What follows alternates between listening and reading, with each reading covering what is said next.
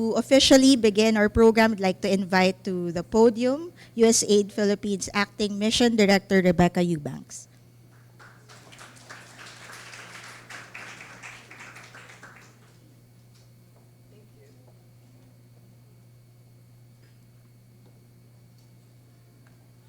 Good afternoon.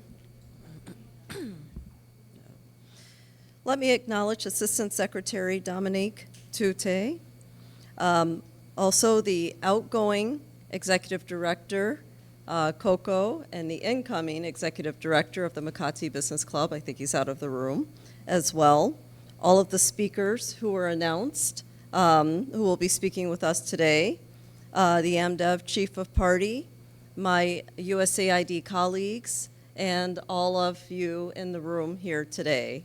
So I am pleased to join you for today's quarterly meeting to reaffirm the U.S. government's commitment to creating a highly skilled and adaptive workforce, a key element of our shared goal of inclusive and resilient economic growth. I am especially glad to join you as we commemorate Women's Month. This month presents an opportunity for all of us to think creatively and strategically on how to build inclusive workplaces where women can thrive.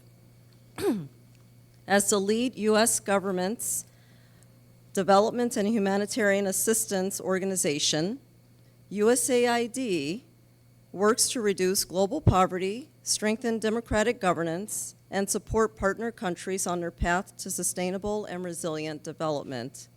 On behalf of the U.S. Embassy, I bring you the greetings of the U.S. Ambassador, Mary Kay Loss Carlson. The Advanced Manufacturing Workforce Development Alliance, or AMDev program, a partnership between USAID and the Unilab Foundation, aims to foster workforce development and inclusive growth. Through AMDev's Advanced Manufacturing Institute, we are helping 11,000 employees and applicants develop their skills to better support the growth of various industries in the advanced manufacturing sector. Industry 4.0 is a transformative force. The diversity is a driving factor in innovation. According to the World Economic Forum study, companies with above-average diversity scores derive 45% of their revenue from innovation, compared to only 26% of companies with lower diversity scores. In order to thrive in Industry 4.0, we must include diverse perspectives and talents of men and women. But Industry 4.0 isn't just about automation, artificial intelligence, and interconnected smart systems. It is a gateway to opportunities for women in manufacturing. USAID believes that empowering individuals with technology can break down historical barriers for women in advanced manufacturing careers. When we increase incomes and opportunities for women, entire communities, economies, and countries benefit. Women's economic security is essential to their human rights and fundamental freedoms, and to advancing inclusive economic growth that strengthens communities, promotes peaceful nations, and builds resilient economies.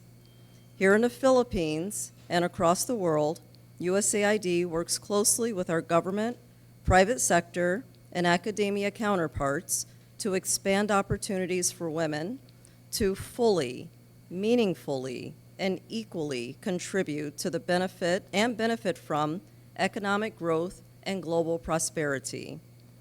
Let me share some highlights of our work with local partners that advance women's empowerment. First, USAID assisted the Department of Health in developing a 5-year gender and development sectoral agenda to achieve gender-responsive universal health care implementation.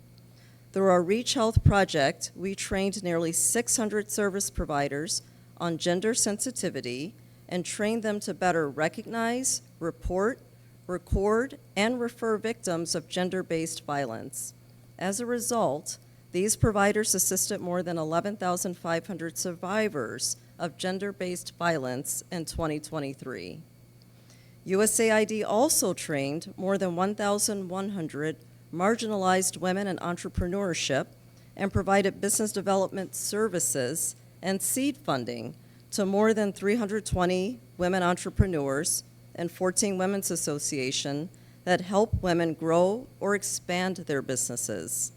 For example, during the COVID pandemic, women entrepreneurs like, excuse the pronunciation, Hayreen Akura of Aurora Province and Mary Grace Belvis of Davao City, who own small food shops, we helped them when they lost their sources of income.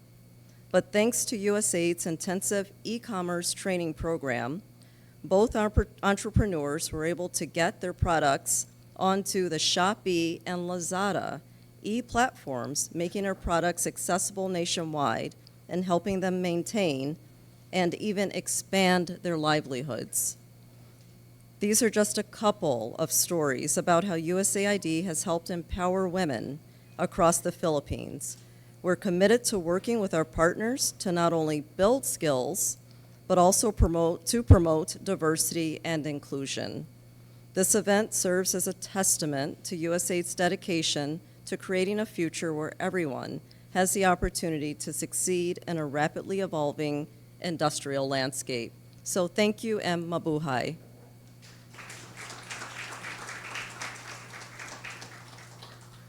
Thank you, Rebecca. And of course, it's true that advanced manufacturing is not just about automation and AI, but also a gateway of opportunities for women in manufacturing.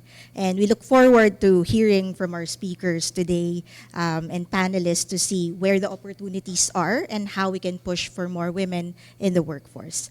Now, please let me introduce our keynote presenter, Dr. Rebecca Gadi, for her discussion on the determinants of female labor force participation in the Philippines. So Dr. Gadi has more than 15 years of experience as a gender specialist. She has supported policies and has been an advocate for rural women participation, education reforms, reproductive health, and Magna Carta for Women, and the Convention on the Elimination of the Discrimination Against Women. She is currently a lecturer at the School of Labor and Industrial Relations in UP Diliman. Let us welcome Dr. Rebecca Gadi.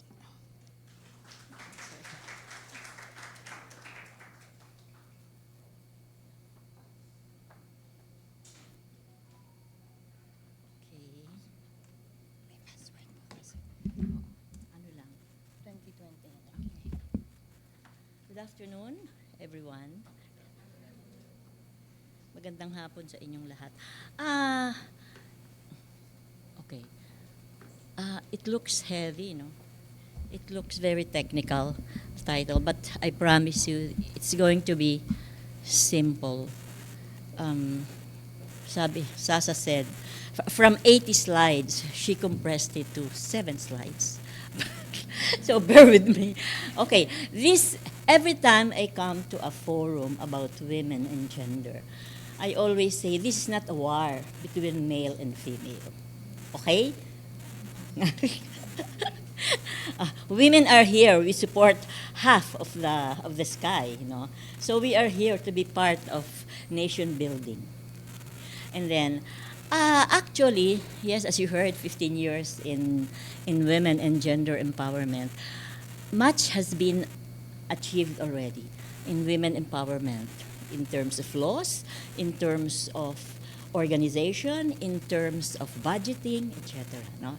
And then this study given to us or asked by NEDA for us to do was in 2019. Take note, 2019. It's now... sorry. Okay na? It's now 2024, so mga 5 years ago ito. So some of the figure, for example, 46% female labor force participation rate in 2019. Now PSA is telling us it's 53.4. No? So we're asking, effective siguro yung aming study, Or, yeah, they were there when we presented this study. Okay, and okay, let me go to the next slide. Sorry, can we go to the next slide? Of course, these figures, 46% in the Philippines and other ASEAN countries, they did not fall from the sky. Alam natin yun, no?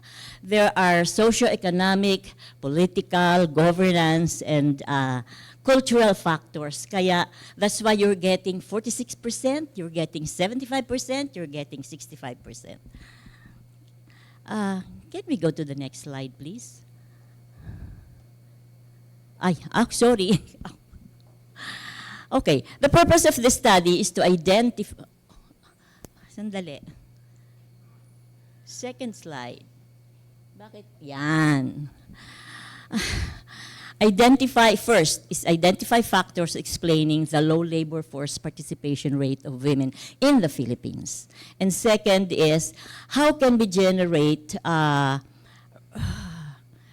recommendations to increase... Sorry, I will have to... Ayan. How can we generate recommendations to increase economic opportunities for women? Okay, so this is going to... First, we use multivariate regression analysis, but we're not going to go into that. We go into quantitative also, focus group discussion, and key informant interviews. Babanggitin ko lang pahapyaw. I will mention the results of the FGDs to you as we go along one by one with the result of the study. First, stereotyping gender roles.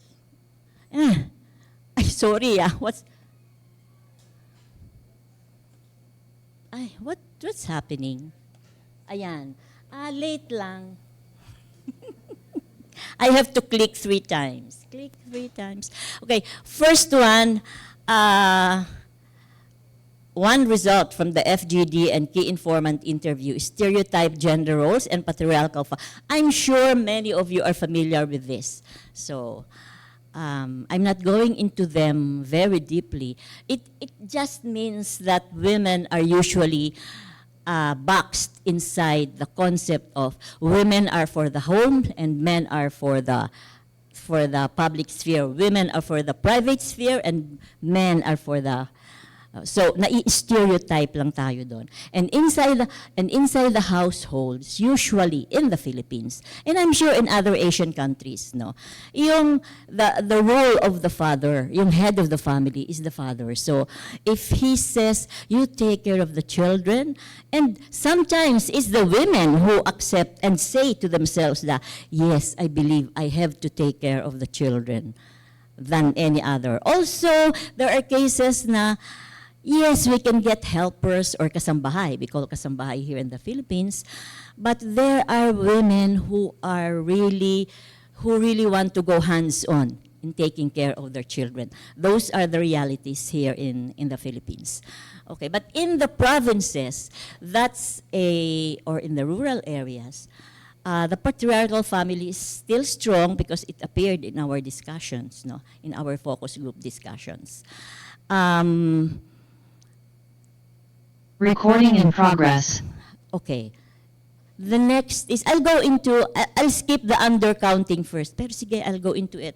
The second is undercounting of women's production and productive and reproductive activities. So what do we mean by that? Some of you may know the difference between productive and reproductive activities. When we say productive activities, these are paid work. Technically, they are paid work. Employed ka sa isang establishment, employed ka sa government office, basta you are being paid and you are receiving benefits and perks, etc. Reproductive activities are usually associated with work inside the home. Reproductive because it's heavily associated with what women do inside the home, like maintenance of the house, cooking, cleaning, washing clothes, taking care of the children, etc., etc. We know that. So it's reproductive activities. Why reproductive? Because they're heavily associated with what women do. And usually it's inside the household. And culturally, it has been lodged into women. Society has created such. Well, of course, society is part of extending this kind of inside the home sex-gender relations. No, so we're not we're not, no, we're not, well, slowly it's changing, especially the present generation, where there are house husbands already, because the housewife is an overseas worker working abroad, and being smart families, they'd rather maintain that the income being sent by the wife, which is bigger than what the husband is doing. So the husband will say, "Sige, you go. I will take care of the children." We have many of those already, no? And then sharing of responsibilities, washing clothes. Men are already washing clothes. My husband just washes clothes this morning, okay? So, so ganyan, it's already changing. And then, and the undercounting of women's work. For example, this is special case in Davao Oriental. It's a Nugan area, a coconut area, and I was talking about this a while ago to engineer Al, and there's the woman said she's the president of a people's organization taking care or in coconut industry. No, she told to two NEDA staff who were with me. She said, "Oh, I'm glad that you're here. The NEDA people are here so you can see our situation." Kasi we thought, ang akala namin ang NEDA, nababasa lang namin sa dyaryo at naririnig sa radyo. May mga tao pala sa NEDA. So tawanan kami, no? So, and then she said, in your invitation you said, full-time housewife ang gusto niyong makilala. Kaya lang, sir, is there such a thing as part-time housewife? Why are you using the term full-time housewife? This woman's leader in the rural area talking to NEDA people, questioning the use and the concept of terminologies, ha? Galing sa kanila yon. Sabi niya, "Sir, kasi kaming mga housewives, we believe that we are working 24/7 as housewives." Do you get the point, guys? Okay, taga-rural area yung nagsabi. So, might as well, you can call us housewives. Just simple housewives, but don't call us full-time housewives. Why not? She said. When we wake up in the morning, after cooking, after cleaning the house, after washing everything, etc., we just walk a few meters from our house, we go to the coconut area where our husbands are picking the coconuts, we help them in peeling the cover of the coconut. What's this? Copra making. We get the meat of the coconut and then we dry them. We put them in, kung may kiln drying sila, meron. Kung hindi, we dry them along the highway, etc., etc. Sir, we are full-time housewife, but we are doing work, contributing to the local economy of copra making in Davao Oriental. So that's what she said. Woman leader kasi, kaya medyo advanced, no, mag-isip. So yung taga-NEDA, they were just smiling at me and looking at me. I told them, "Don't look at me, you answer her." No, so ganun lang yung experience namin. And there's another one in Cebu. Aluginsan is 1 hour or 1.5 hours away from Cebu City. It's a mangrove area and it's the foot of the mountain. So they were also called full-time housewives. And then they shared their experience. They said, after doing all the housework, we go out to the river, to the river bank, and we plant mangroves. Okay, 5 minutes left? Oh my God. Okay, so tingnan nyo na lang yung slides, lack of access, occupational gender segregation. So yun ang mga lumabas sa study namin. Let's go to the next slide. Ayan. In ASEAN, we are the lowest. Okay? And I told you, hindi yan nahulog galing sa langit. Briefly lang, why are Laos, Cambodia, and Vietnam, they have high female labor force participation rate? Much of it, I would say, is we live in different context, we live in different history. Sad-sad sa gera yung mga yan.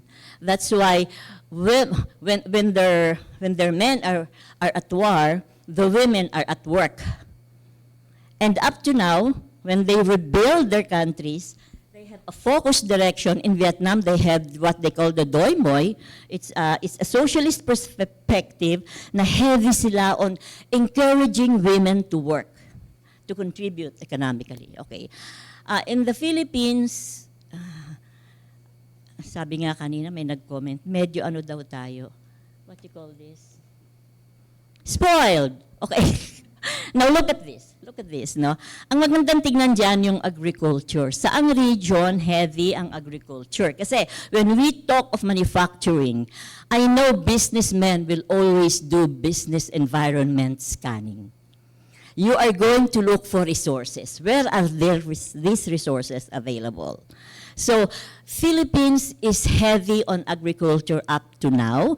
We are not able to tap these agricultural products, convert them into processing, para mabilis, no? Convert them into processing, use modernized technologies, use, kung gusto nyo, digitization of harvesting, etc., or kung food processing yan, i-digitize ang food processing or use machines, etc. Use, ano yung umaandar na ano? What do you call this? That's right. So, ang region is, you have CAR, Region 1, Region 2, Region 4B, Zambales, up to Mindanao. No? And then, anong mga potentials? Do you know that we are, aside from tapping food, vegetables, and fruits, we are into wood processing in Zamboanga, and we have shipbuilding, a little of it. We can revive that. We have metals, coals, gold, etc. We can elevate the skills of people around the area so you can employ them in converting these metals into something. Okay? And Zamboanga is sardines capital. And then Region 2, Batanes, Cagayan, mangrove, seagrass, ang dami, tourism, Caraga, food, seafood industry, etc. Mukhang kailangan i-enhance ang seafood industry, hindi lang Jensan and Davao. And ARM is despite the crisis in ARM, ang dami nilang halal food production, for example, is very much in demand around the world. Excuse me.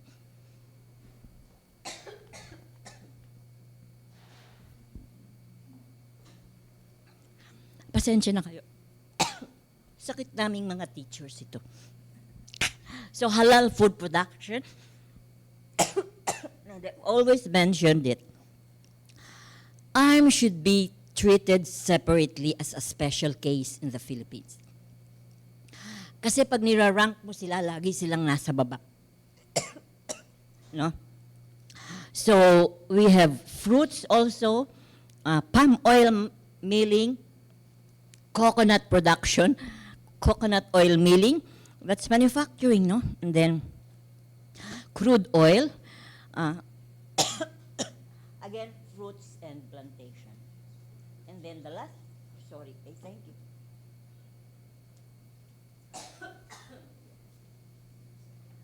And yung next slide, dahil 5 minutes.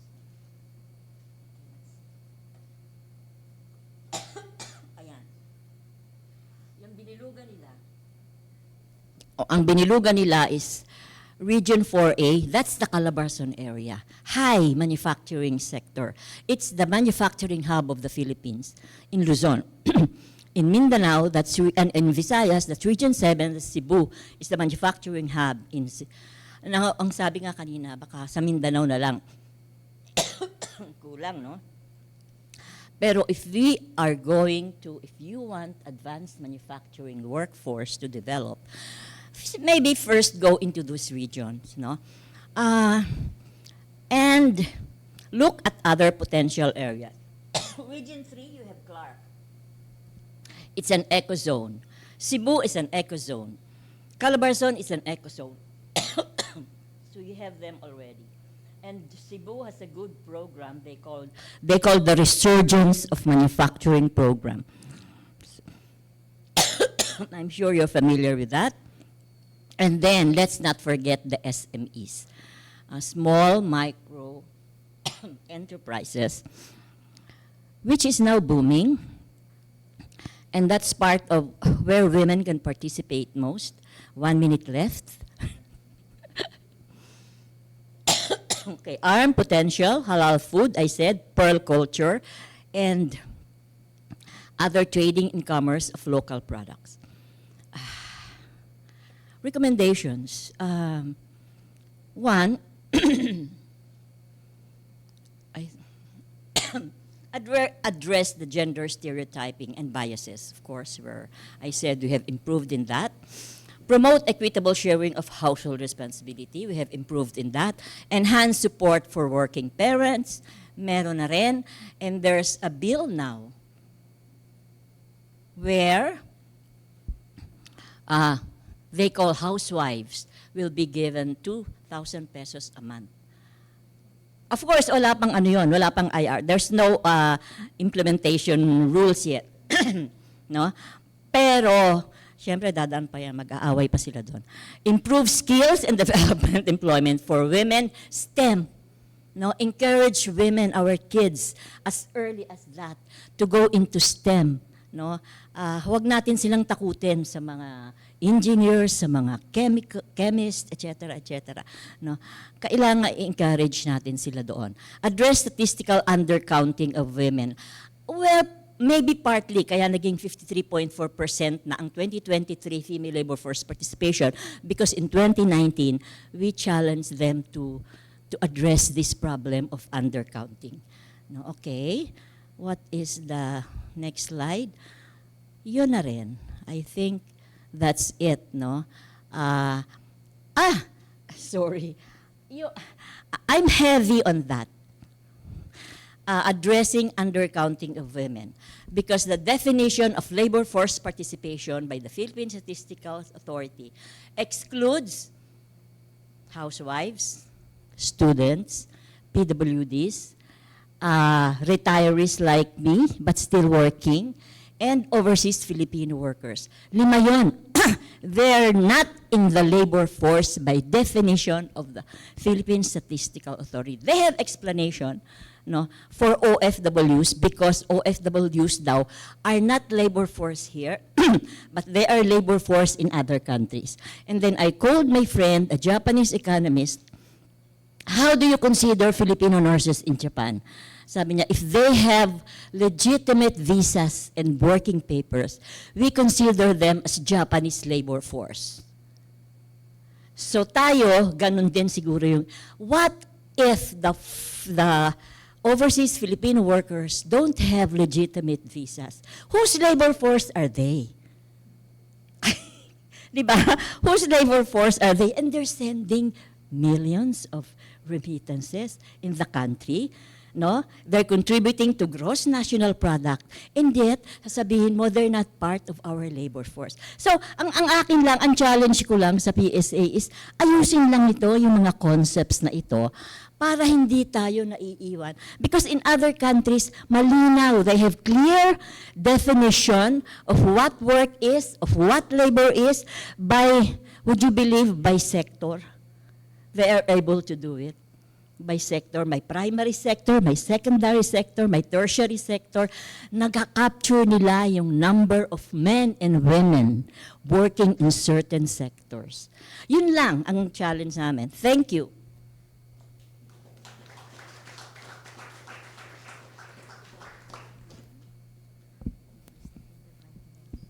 Ang bilis. Ay, sorry.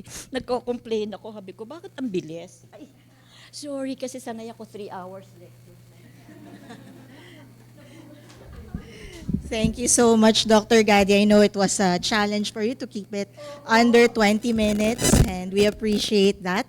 And it's really interesting what you said and what you showed about where the uptick in women are per region, and it shows that it's consistent with the highly industrialized areas like Calabarzon, Mimaropa, Cebu, and NCR. So thank you for that.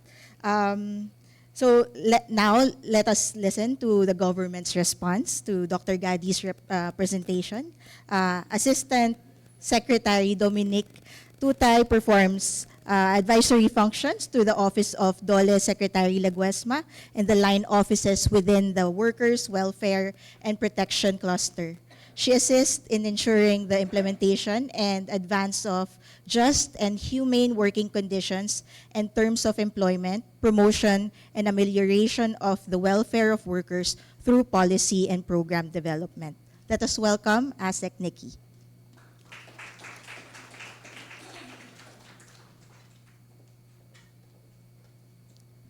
Thank you. Thank you, Sasha, and good afternoon, everyone. I hope I can keep up with the time.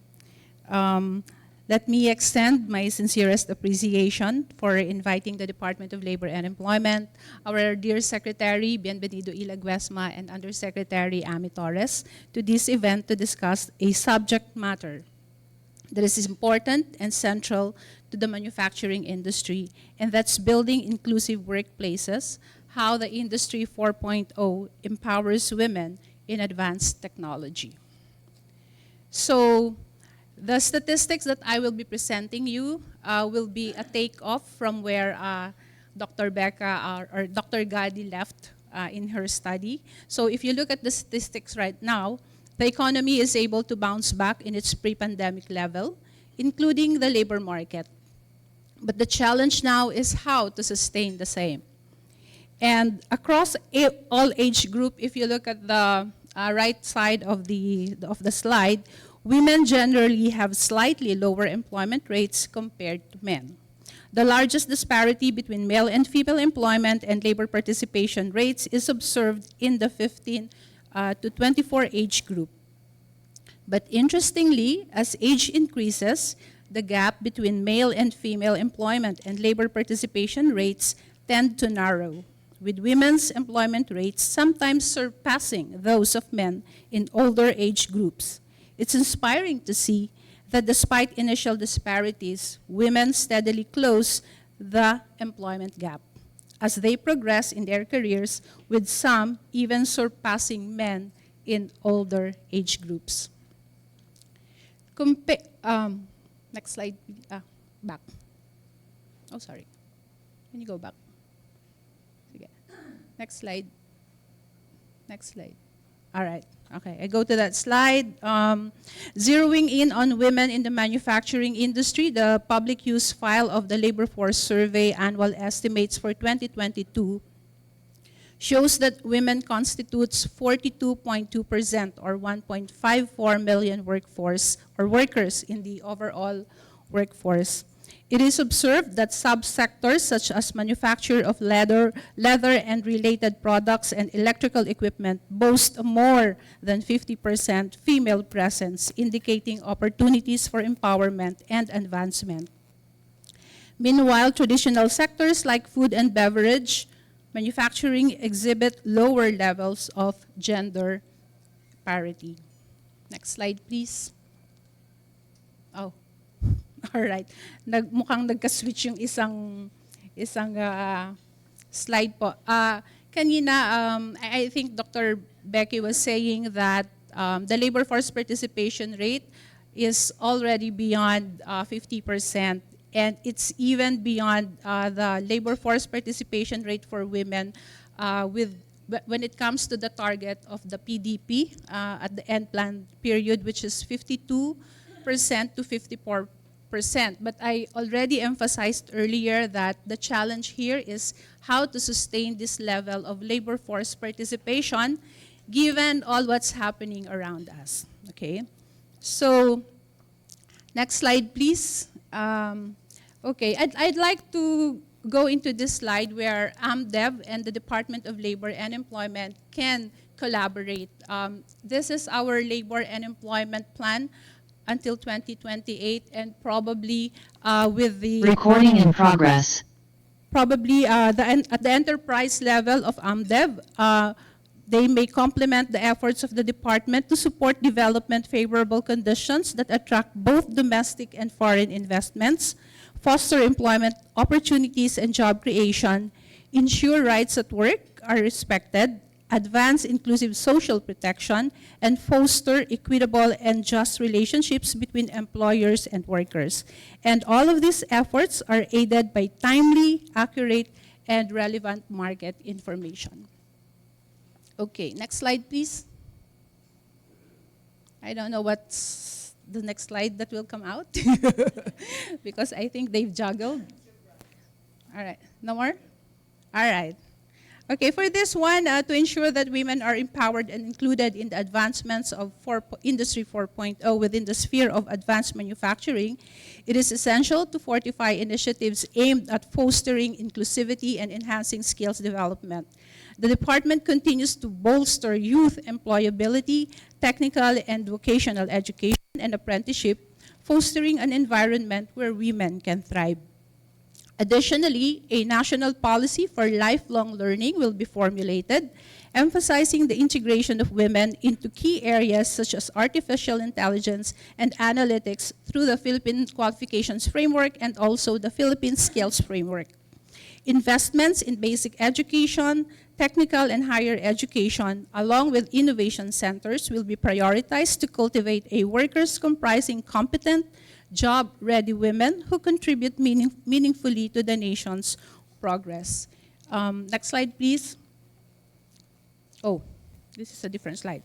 It's also important for all workers and employers with active participation of probably AMDev playing a leading role to cultivate an open, informed, and trusting environment in their interactions with each other. And for this purpose, the DOLE has been providing services and programs to promote and maintain sound labor management relations and industrial peace.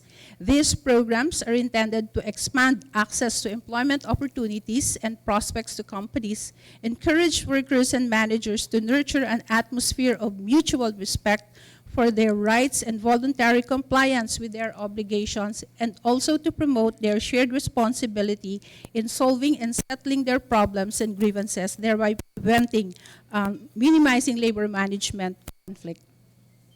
Next slide, please. I just would like to show you some of our success stories for women in our youth interventions at the Department of Labor and Employment.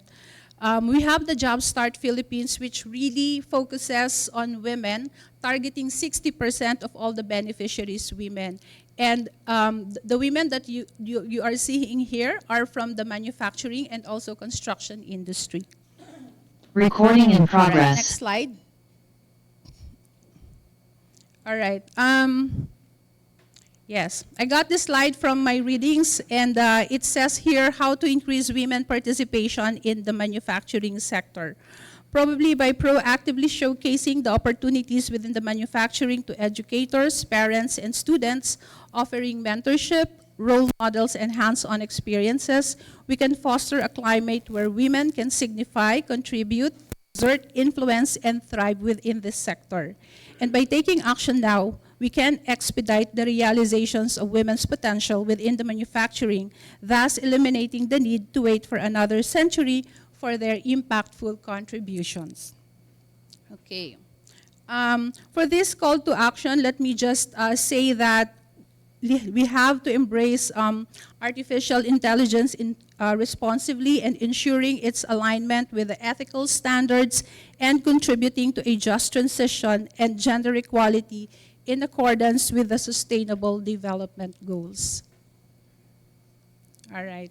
So with this, we can build a, overall, we can say that through a culture of social dialogue, we continue to engage stakeholders in meaningful discussions such as this meeting, forming partnerships to ensure the equitable distribution of economic benefits.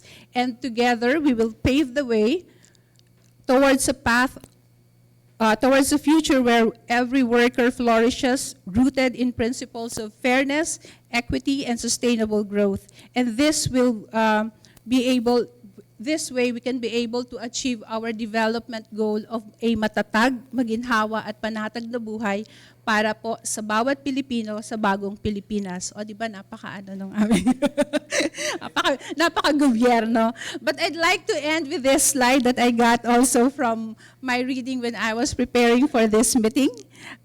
It says here, manufacturing is all about innovation. It's what we do all day and every day. And that's from Ms. Pamela Khan. She's the president of the Bishop Wise Carver. Maraming salamat po and have a productive meeting.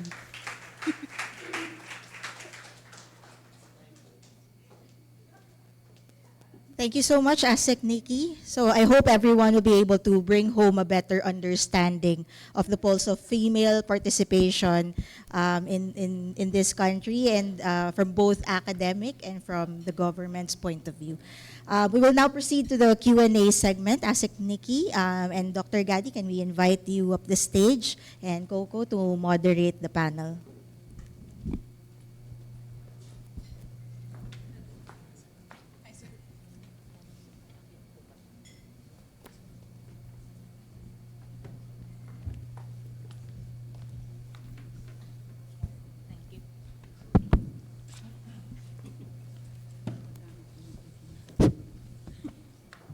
Good afternoon, everybody. We have about 10 minutes for this Q&A, because we'll proceed after this to the panel discussion. So I just have a couple of questions each for our panelists, Dr. Gadi and ASEC Nikki. But could I ask also if anyone in the audience has a question at this point or as we go along, please raise your hand. We'll be very happy to take your questions. At this point, does anyone have any questions for ASEC Nikki or Dr. Gadi? No? Okay. I'll start with Dr. Gadi. In terms of encouraging more women in the manufacturing workforce, what do you think is the biggest challenge that we face there? First is really to go into encouraging and introducing the concept of STEM courses, no, in our schools. And then, parang which comes first, the chicken or the egg? Are we going to study first or are we going to create jobs first?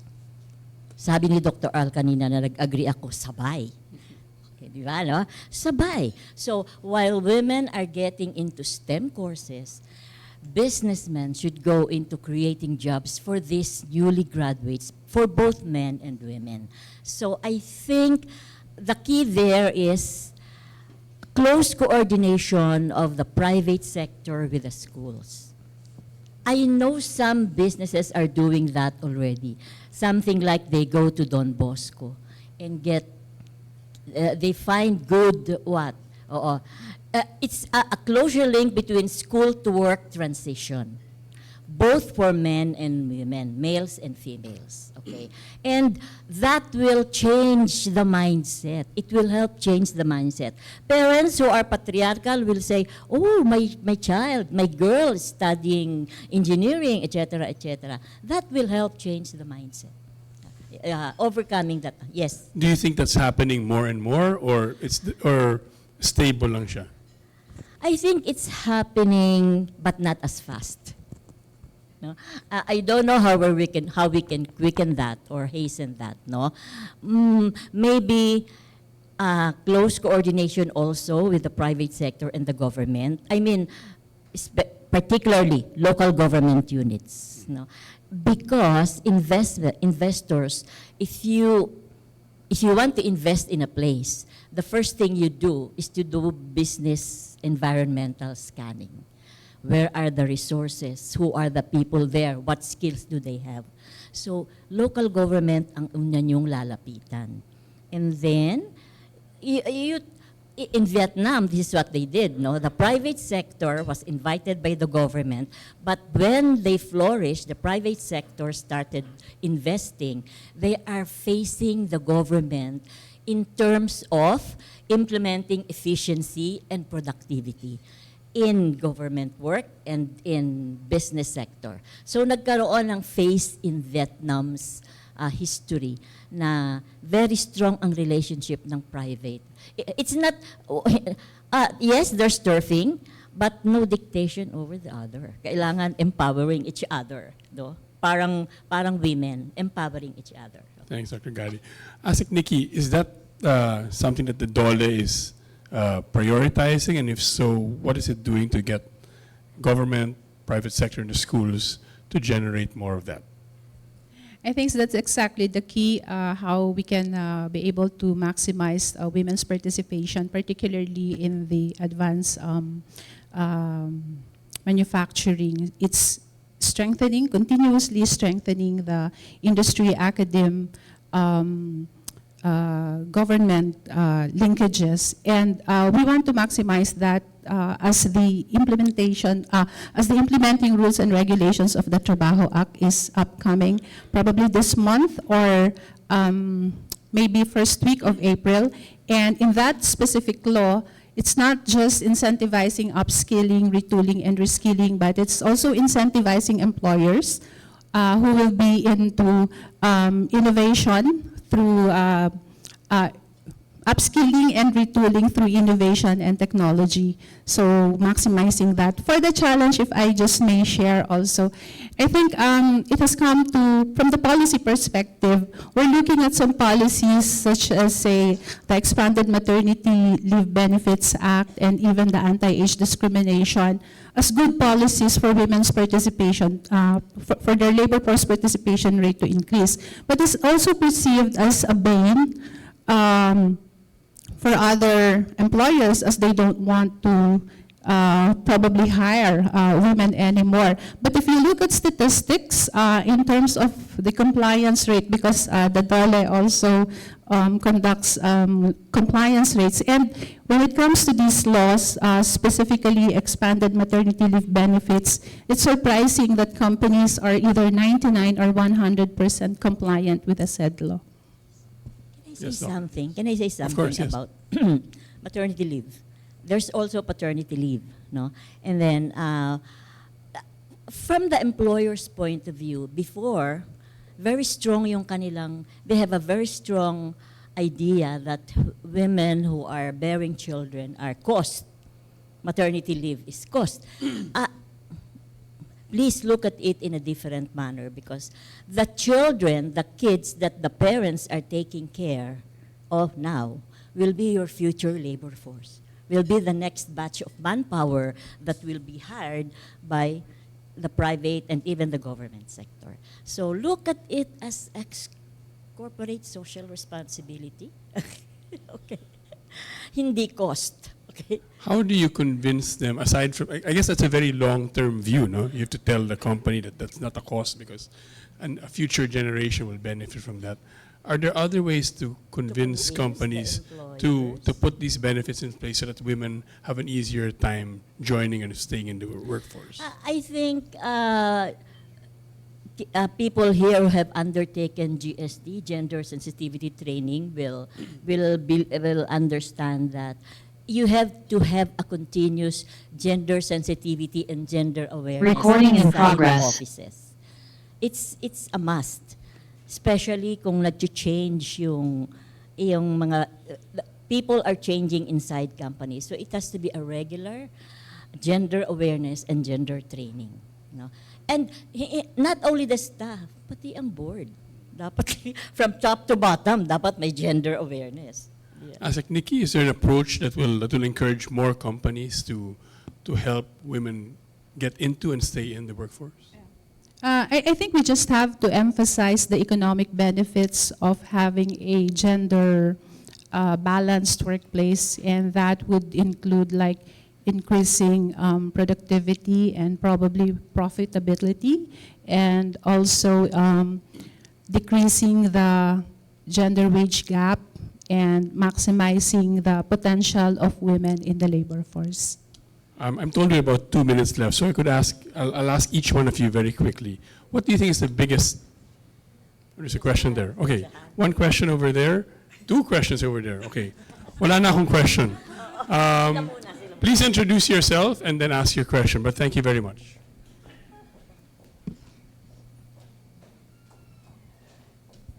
Hi. My name is Mika. I'm from the insurance industry.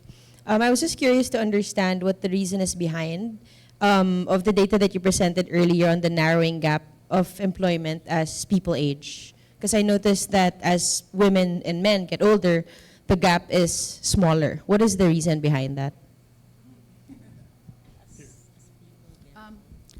Probably because at the younger age, that's the productive years of women for childbearing and child rearing. And after responsibilities at the household, then they get back to the labor force. So that's probably the reason why there's a higher employment, where there's a decreasing gap between men and women as they get older.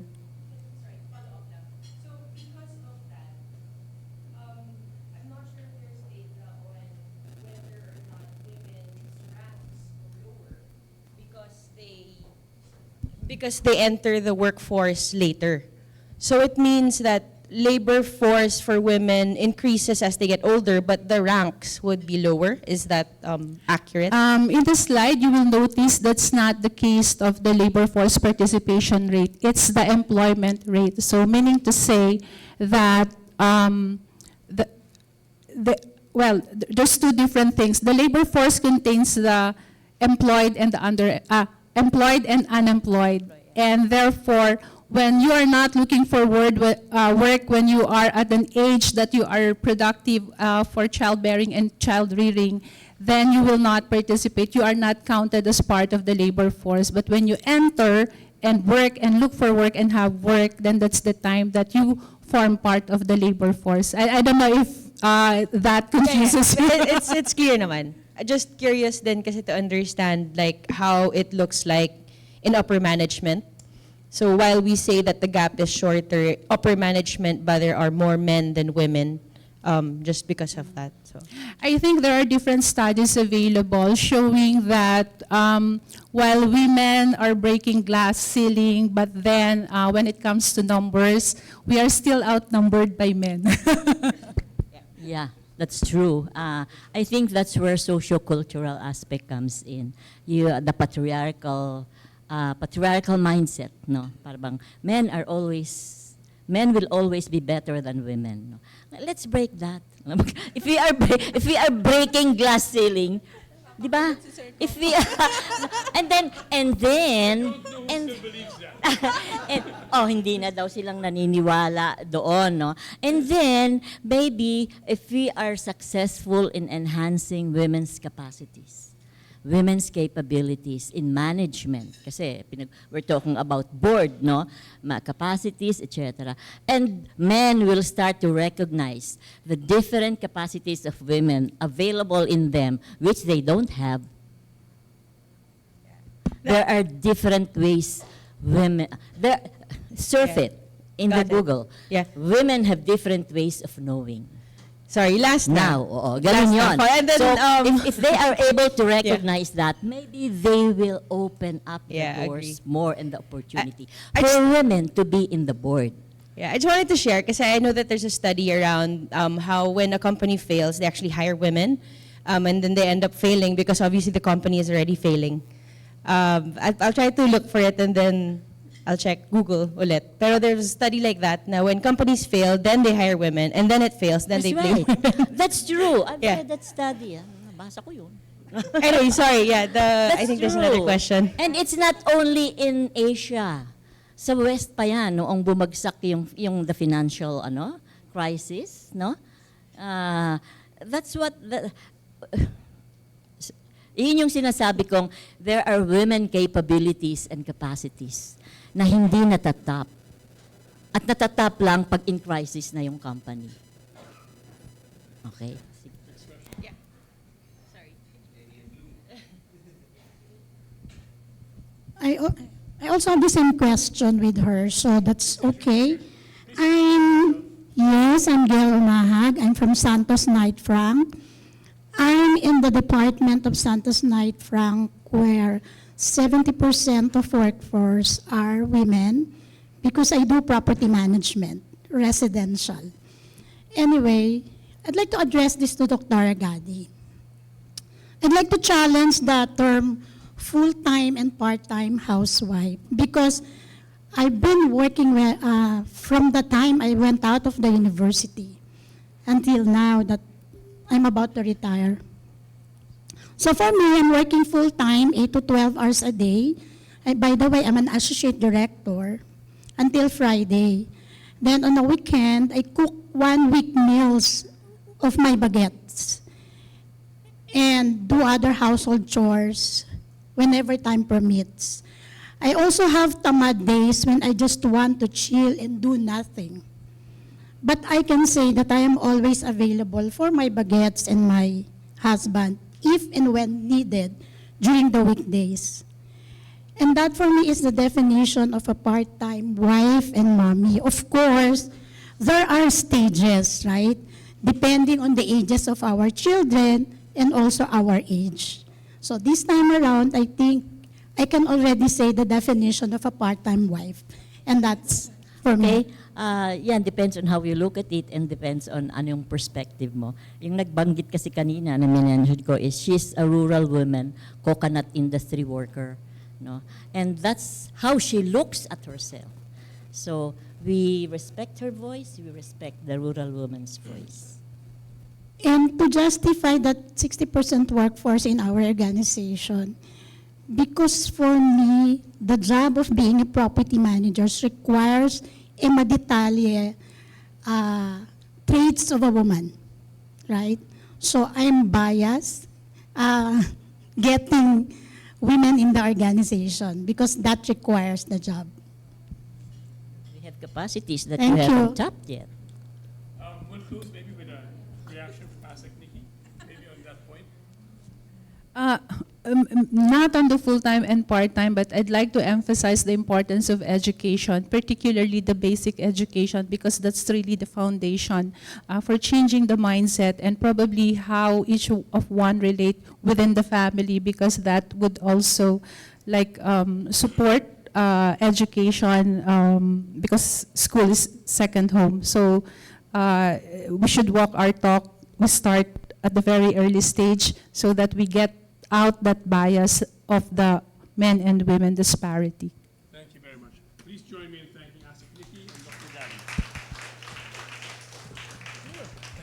Gadi. Recording stopped. Thank you, Coco, ASEC Tiki, and Dr. Gadi. So it's a very interesting exchange. It's like opening a can of worms with, hiring women to blame the failure. But, it's good that we are talking about it and we're making initiatives to improve the environment for women. Okay, so are we still good? We have our snacks, so please feel free to have them. Okay, our next session is our another panel discussion. We have 3 amazing women today. Our first panelist is Aleli Arcelia. So she's the current Vice President and Managing Director of Mondelez Philippines, Inc., one of the top snacking companies in the country. Hold on. Okay. So since assuming leadership in 2022, Aleli has steered the company to achieve exceptional growth, particularly in supporting its biscuit and chocolate brands. So Aleli has had a remarkable 27-year career story with distinguished roles across sales, marketing, and as part of the senior leadership of successful multinational companies, providing mentorship to aspiring leaders as the first woman company leader in the Philippines for more than 15 years. Aleli is a running enthusiast and has participated in many premier marathons across the globe. So, Aleli, can we invite you to the stage? Thank you. All right. Our second panelist is, Ms. Pauline Talma. She's the current General Manager of Maxion Solar Technologies. She has been in the solar cell manufacturing industry for close to 21 years and started as a pioneering engineer in Maxion, previously SunPower, first high-volume manufacturing site. So similar to Aleli, she is the first female general manager of the company.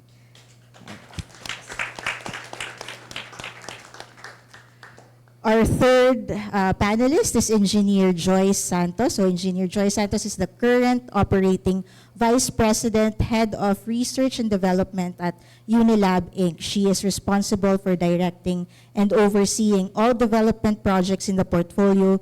She provides leadership across R&D functions, fosters scientific innovation, maintains external relationships and partnerships with relevant organizations. And of course, our moderator for this session, Ms. Eileen Yao. So she is the general, she's the President and Country General Manager of IBM Philippines, and she's also the chairperson of MBC's Women in the C-Suite Committee. Thank you, Eileen. Go ahead.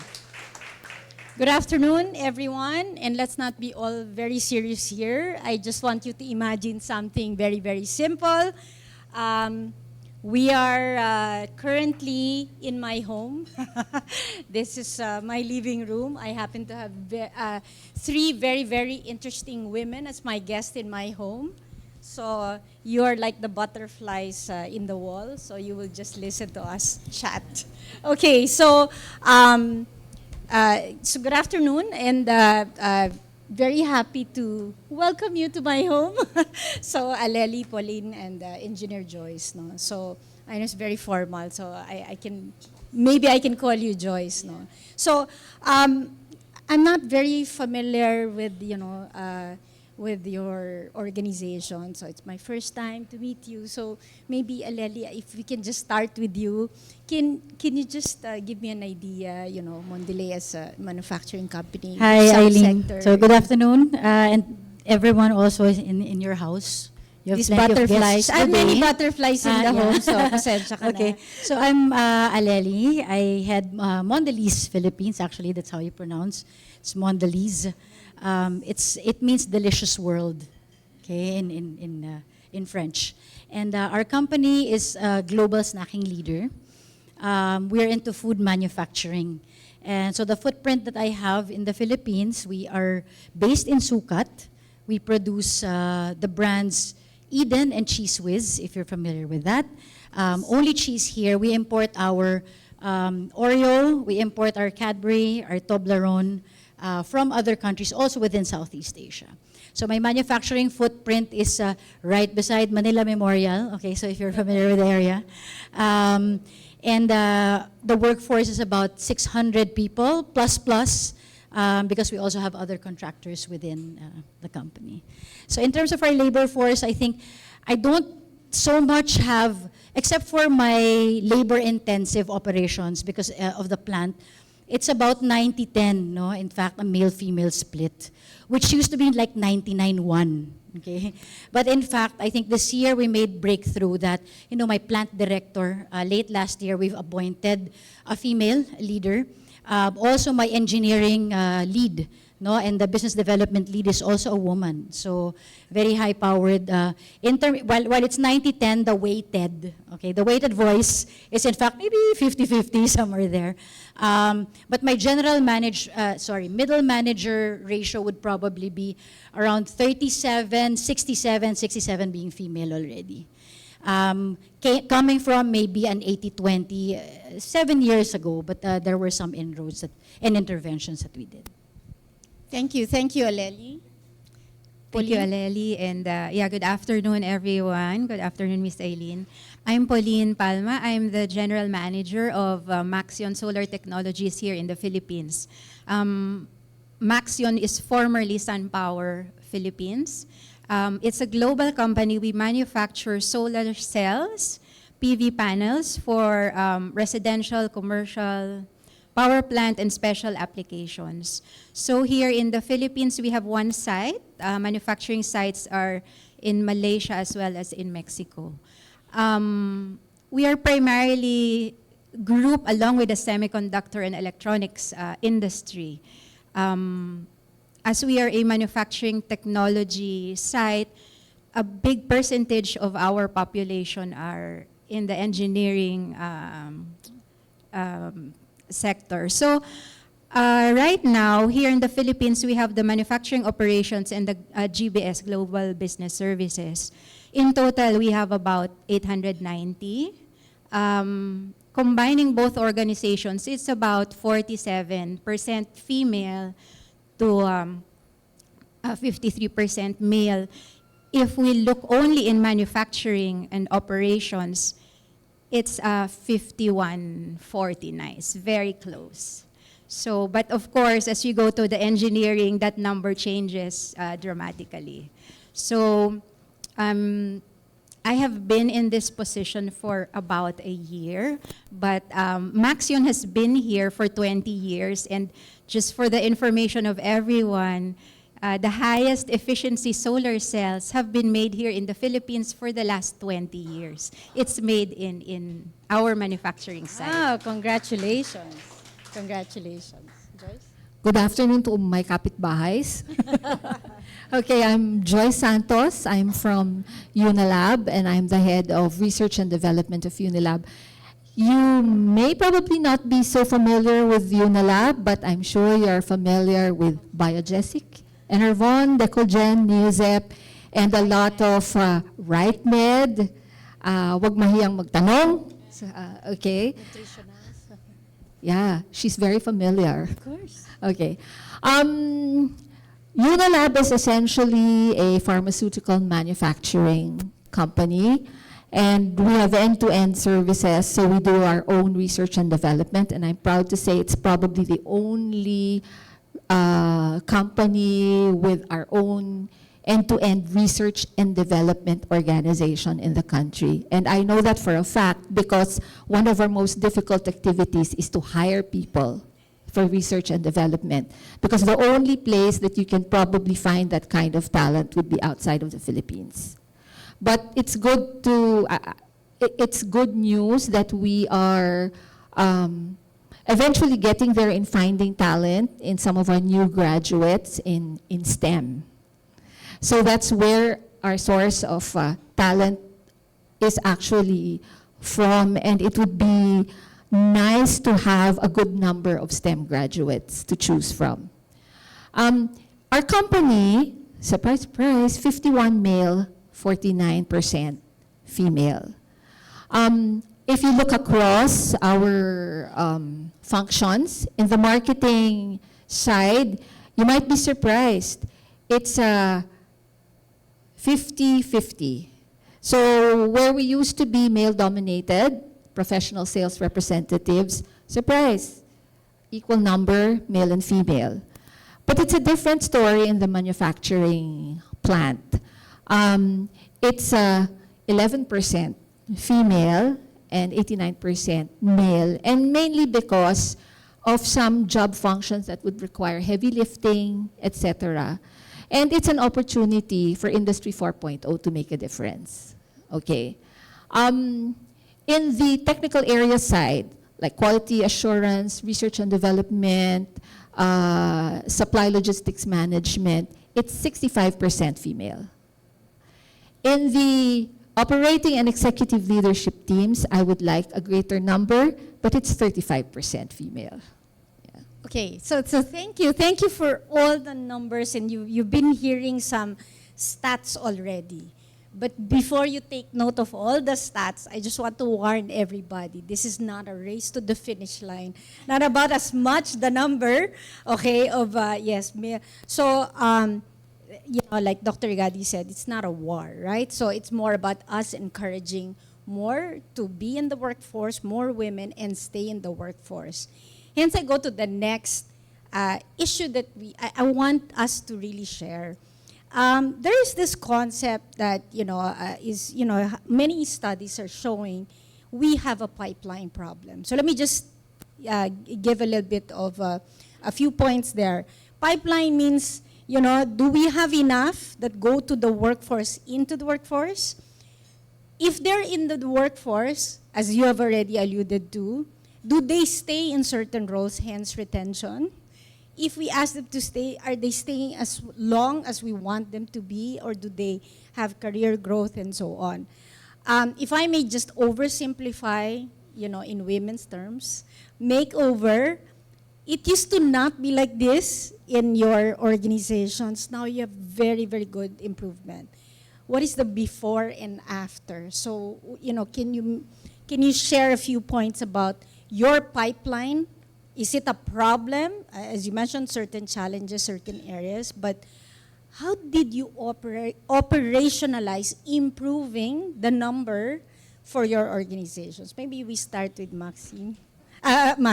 Pauline first. Pauline. All right.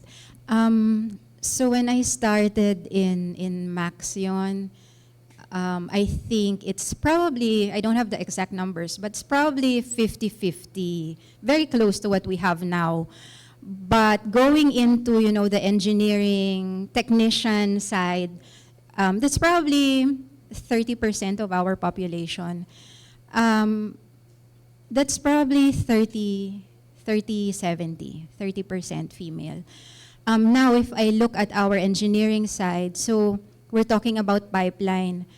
In the indirect labor or the exempt, coming from 50-50, it goes into a 30-70.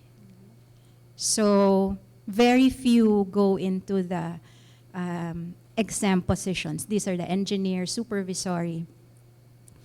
But then when we go to middle management, 50%, close to 50% are female. So it means a lot of those who go to the exempt engineering supervisory position really go all the way to the middle management roles. And I see that because a lot of the engineers, women engineers, are very driven up to a certain age, I would say. So like... Supports the study. Yes. Because I myself was the same. Before you have kids, you want to do everything. And then you have kids, and then you slow down. So that's one aspect that I see. But definitely the drive to go up to middle management is there because it's almost a 50-50. Now, women really, at that stage, they let their work speak for themselves. So it's really the merit of your work, how competent you are. But when I look into our pipeline going to the senior management level, director level and up, it drops to 27. What I see there, for one, is because the challenge of balancing work-life, that is a real challenge. Secondly, even for a woman who is very competent, highly skilled, delivers consistently, when you go to a higher leadership role, it's not only about what you're able to do. A lot of it becomes perception, how people perceive you. So, and our image of a leader is tough, strong, has a loud voice. These are the things you hear when you are in middle management wanting to go to that senior level. So, because our role models have been that way, there are very few role models at higher management roles. That's how we see it. So that's the perception that we are looking for. So it is a challenge from starting to getting a pipeline of enough number of engineers and technicians. So at entry, we are at 30%, but once they're there, they like to go all the way, and then there's this barrier.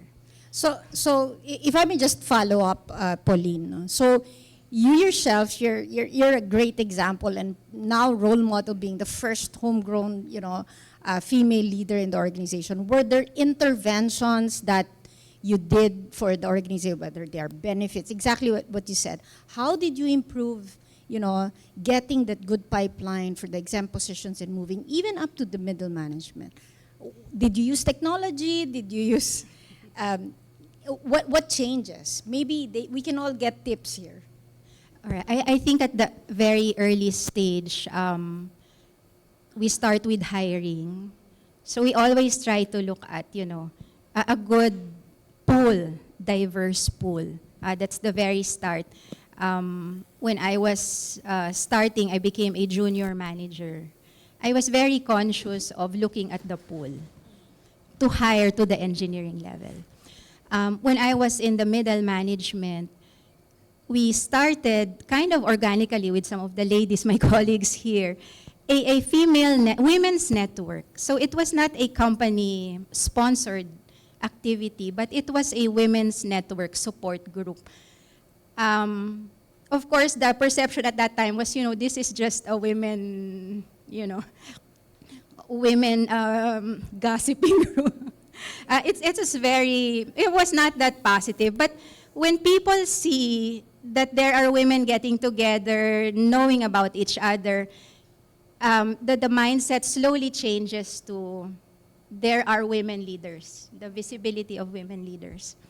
And then now, for me personally, there were a couple of barriers. I was handling engineering. My role was in engineering.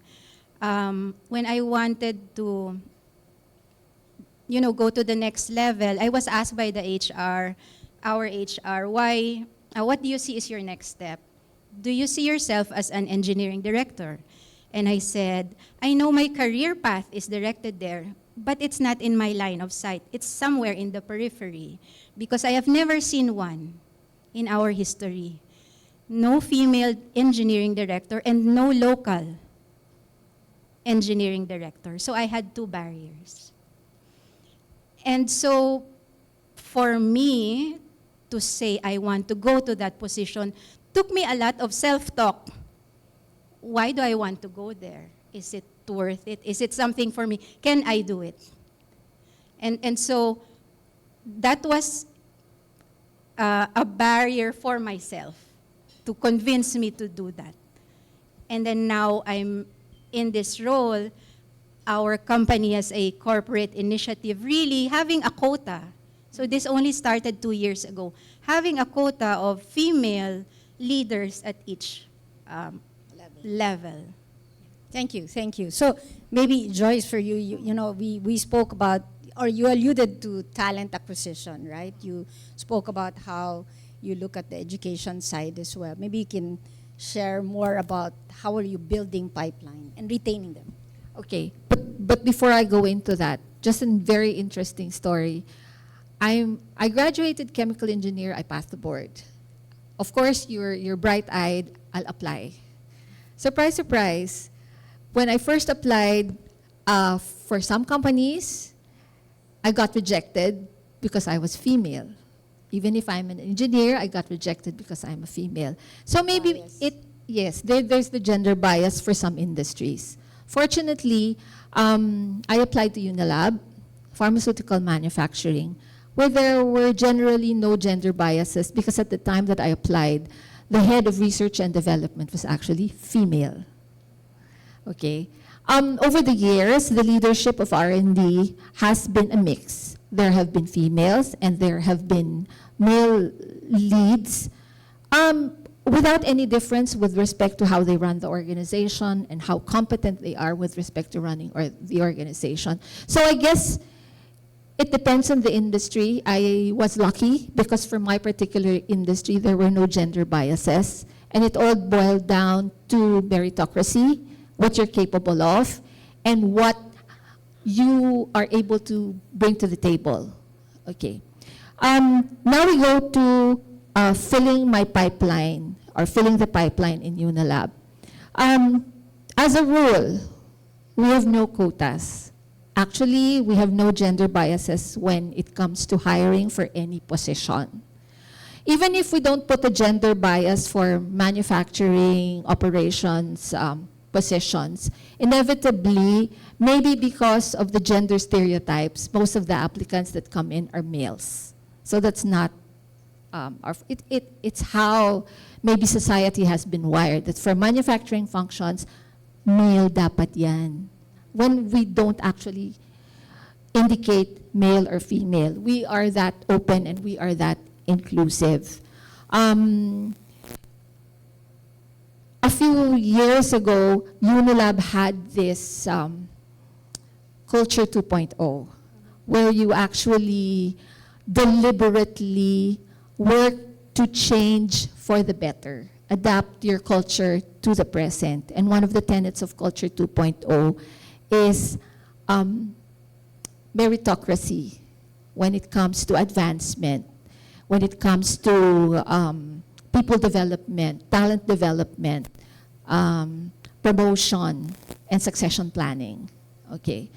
But what never changes when it comes to our particular industry is the need really to tap into STEM, science, technology, engineering, and mathematics. Why? Because our field pharma is really highly specialized. So you need really good people with scientific backgrounds who can understand the deep science involved in pharmaceuticals. When we come up with openings and resumes are submitted and we look across, it's fortunate that we have a good mix of male and female. That sends the signal that when it comes to maybe positions in research and development, people have said, oh, I can do this, anybody can do it, whether you be male or female, okay? But I hope that there would be more in the talent pool. Because admittedly, if you look at statistics, 2 out of 7 engineering students are female, right? And when you look at the top courses that people are taking, it would be nursing, IT, etc. And maybe that's because of opportunities that provide higher compensation. Yeah. So maybe that also gives the signal that maybe if we want to be able to get more STEM graduates, then we must also compensate proportionately to the talent that they would bring to the table. Yeah. So Department of Labor, and yeah, we will tell this to the Department of Education as well. So before I go to Aleli to share her journey as well and the pipeline, I just want to remind you all, if you have a burning question, I will only entertain burning questions, not burning, I do not entertain. No, but please save your question. We'll go to the Q&A shortly. So maybe Aleli, talk about your pipeline problem, if there is a pipeline problem. So just for perspective, in the food manufacturing industry, we do have bulk of our sales force in the operations, which means manufacturing the actual goods, and sales in fact. So it's about maybe 80% sales. They're going out on field, and the other ones really manufacturing the goods. So it used to be male-dominated, okay, as in my industry, I started off with sales and marketing as well. And when I entered the room, it's just like, oh my God, my titos are all here, and I'm the youngest, right? So that was the first thing that I encountered. But I think more and more as we raise awareness on gender, removing gender biases, and perhaps picking the right candidate, in fact, to do the work, that's where we can elevate the status of women in the organization. So just to give you some statistics, my general population in the office is in Mondelez, Philippines, is 60-40. 60 male, 40 female. So move to middle managers, 67% female. When we look at women in leadership, it's 69%. So the funnel is inverse, right? So it only happened in the last maybe 9 months, where in fact, I think some of the interventions that we did is, number one, in any middle management role, I think, so we talk about STEM and then we talk about hiring and recruitment, but in middle management roles, when a function opens up or a role opens up, we make sure, so this is where the quota steps in, we make sure that there is a female candidate. Not necessarily a quota of, maybe all of my sales managers would be 80-20 or something like that, but a female candidate at least give a 50% chance to get that role. And then may the best person win, right? And get that role. So I think it's that. When we do build our leadership pipeline, it's we're being very deliberate to the selection of the candidates in middle management. And then we pick up with mentoring, like serious mentoring, structured mentoring, where we look at different levels of who will match who and stuff. And it helps when you have female leaders to mentor also the women. Like what Pauline said, women are very driven, and you can actually see that when you do our graduate trainee program. It's 50-50 when they enter, until they decide to have a family, That's where the priorities change. The second intervention is, although I think we can still do better, our paternity leave is 14 days, which is above benchmark. In some other companies, it's 30 days, right? Because what you're saying, and according to Dr. Ragadi earlier, it's household, you share the housework, right? Rearing, for women, and personally for me, no, the expectation is you're 100% in the office, and you're also 100% at home, even if you're not at home. That is the expectation. I've gotten people staring me down when I'm in the office and my daughter is sick. And it's my husband bringing her to the doctor, right? I get a stare down before, not now. But you know, those things, it's overtly changing the language, offering the same. And in fact, it's not paternity leave for us. Okay, we have a maternity leave that extends up to 120 days, sorry, sobrang generous, 120 days, and with a phased approach of getting back in, which you can align with your manager. Plus also a sabbatical if you really find the need to really get back, with a guarantee of you getting a role at the end of your sabbatical. That is overtly campaigned widely across the organization so that women don't feel pressured to leave their kids there, you know, throw baby in the bathwater. That's what we say, right? But, you know, it's overtly saying that. And for me, and personally in my experience, so I went out, no, kagaya de oro, they fix everything up, and then, you know, my sales rep there said, ma'am, see, my wife just gave birth yesterday. In fact, look at the picture, right? And I said, what are you doing here? Oh, what are you doing here? Seriously. Your wife needs you more than I do. Go home. And, you know, it's being very deliberate about those things. When we say we're serious about sharing the household work, we have to be serious about sharing the household work. In fact, the paternity leave is not a paternity leave. It's a second parent leave. Okay? If you're a sister of a solo parent, you can take that paternity leave. You apply.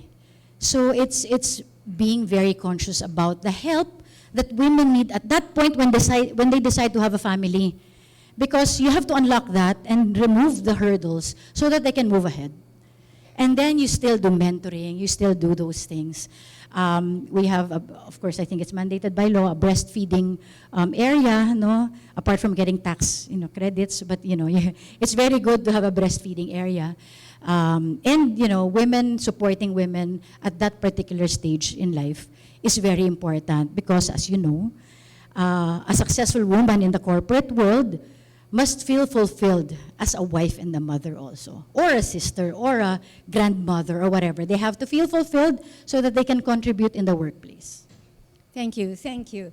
Thank you, Aleli. So, if I may, and I so agree with that last statement, if you're not fulfilled, they will leave. Okay, can we open the floor now to questions? Yes, Riza. Another role model. No, I was just going to ask, because you work for multinationals, and a lot of countries already have rules on discrimination, right? So for example, the company I used to run, in the application form, you're not allowed to ask anything that could be taken to discriminate. You can't ask the sex, the age, date of birth, etc., etc., etc. I'm wondering if that's something, why that isn't more widely implemented, and if you've thought about doing it in your own organization. And we started it because it was mandatory from the head office not to ask those questions. It's a good question, Riza. So some call it like a blind interview, meaning, yeah, you don't know, so that you do not have the unconscious bias, right? So do we do this for Philippine companies? Because, you know, you have this, I guess that's a question. At least for us, we don't. It's still that. But what we do have are, you know, even LGBTQ is already recognized, okay? We don't say it's undefined. It's, you know, as preferences, gender preferences. That's why we're not allowed to ask it. It's actually good. That's why we're not allowed to ask. So correct. Transgenders and all of that, they're very correct. good. That's right. No, I think that takes a step further And it has to be, I mean, for multinationals, something that is brought down upon. But for us, it's still not there. That's why in the local scenario, that's where we actually find the interventions also. Because it's different per country. So for example, in Indonesia, LGBTQ is not allowed, like a no-no, right? So there are cultural nuances that are not also recognized by global. That's why we have to compensate also here locally. Yeah, if I may add, so in our company, there is a corporate policy of non-discrimination. Although when of course, we hire, we do not say male or female, it's open. But of course, when you receive the resume or the CV, you will see if it's male or female. But we are not allowed to ask, are you married, religion, anything like that is not allowed. Yeah. But, in the Filipino context, when you do the interview, whether you ask it, usually those information are volunteered. Okay. You may or may not. Yeah, we don't do that practice yet where it's blinded, but I think it's something good because you're just based on merit, right? So that's a good thing. Except that, of course, when you ask for resumes, they would supply all of that information. Maybe a good idea would be to, well, at least maybe the HR would get all of that information, but maybe when they forward it to us, blind. That could be something that That's can what be we done. do. Yeah. That's what we do in IBM. There are fields and then when it gets to certain roles, then the fields get anonymized. Okay, when it gets processed. So, thank you. Yes, please introduce yourself. Thank you. My name is Dr. Al Serafica. I'm the president of, the hat I'm wearing today is, I'm the president of SYSTEM. We develop STEM education for the advanced workforce development together with MIT. Okay. Actually, I have a vested interest coming to this, surrounded by very accomplished By beautiful STEM women. women. Yeah, I was actually just met the CEO of Shell 2 days ago. And of course, Risa is one of my STEM women examples. I know they had a women in STEM session, I think, on Monday. My vested interest is that how do I use ladies like you, forgive me, women like you, as to drive our advanced manufacturing push, to increase women presence in STEM, that's number one, the pipeline. But more important is to scale up your mentoring capacity. Because I mentor startups here, focusing on advanced technology, scientists with PhDs and masters. I started my own company in the US 25 years ago, making medical implants. When I came back here as a balik scientist 10 years ago, all I wanted is to recreate that environment for startups with PhDs, deep tech, to flourish in health. Then, of course, there's not much health going on, research, so I went to energy, I went to education, went to materials, agriculture. I'm helping them all. And that's what I've been doing here for the last 10 years. Now I'm in education. We have this project called Advanced Manufacturing Development.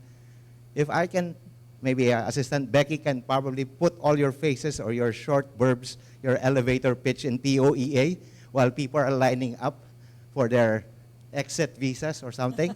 And they see all your faces, they say, oh, I want to be like that and I'm not leaving anymore. Then I'm going to stay here. Something to that effect where I'm a member of the National Academy of Science, and what we're advocating has always been transdisciplinary teams to effect change. You're the private sector representative, we have a government, Dr. Gadi is your academic representative, you have it here. Now how do you use that team to drive more women to take advanced manufacturing, Industry 4.0, and demonstrate it not to the workforce, but more to the young ones. I just attended a session last year on STEM Leadership Alliance in the United States. We lose our children's interest in STEM at grade 4 because we compete with eyeballs on social media. So if we can get back that far, that will increase your pipeline, but more important, mentoring the ones that are already in STEM to make sure that their aspirations will be general managers and presidents and not just going to be line workers or managers or supervisors. Thank you. Thank you, Doc Al. That's such a noble cause. So I'm not allowed to answer, but I have my own answer. But I will try to give to these ladies over here. Who wants to go first? Okay, Joyce. For me, it's simple, no? Awareness is number one, right? Because if you don't see role models who have actually made it, you think it's not possible. But if you see a lot of women in high positions and they've made it, then they could ask themselves, if they did it, why can't I? So awareness. And then maybe, you know the fear of STEM, science, technology, engineering, and mathematics. It has always been tagged as, oh, that's hard. I don't want to do math. I don't want a course that has math. So you choose other courses. But if the education system can find a way of making STEM subjects interesting and more within reach, maybe training teachers to make these subjects more interesting, then we would have more STEM graduates.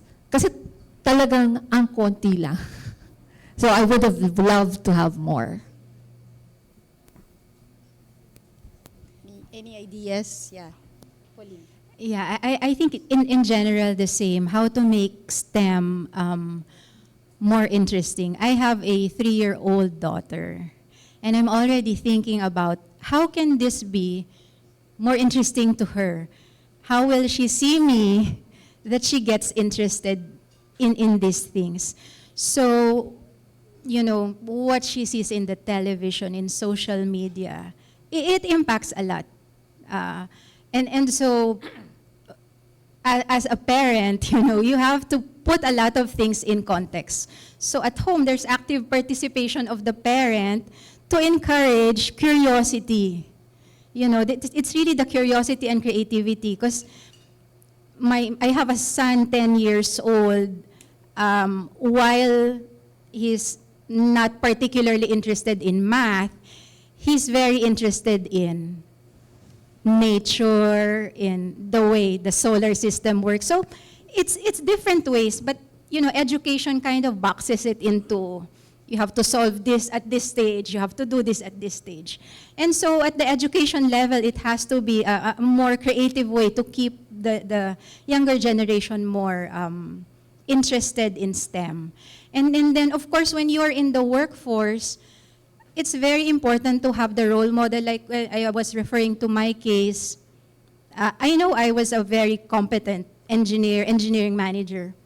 But going to that lead role, really, it did not cross my mind at all, because I didn't see anyone do it. So I was contented on, yeah, maybe I'm going to do this for like 20 years. But it didn't cross my mind because no one was doing it. That's female. It's always done the male way. And so it's very important to have the role models, and hopefully now we have more. I am seeing more in the last few years. So from the very young age all the way to when they are working, they see that women can do it, that it's not an exemption. Usually we read stories, diba, or news, this women did this, and they feel, oh, because that woman is special. That's why she was able to do that. If they see that person and they're able to talk to that person on a day-to-day basis, they will know, you know, that person is not special. I can also do that. Thank you. And Eleli? I'm not from STEM, okay. Sales siya, chemical engineer. But my daughter is, okay. So I think for in my experience, my daughter, it's really, I think, role modeling and mentoring perhaps is the way to go, like what everyone said already.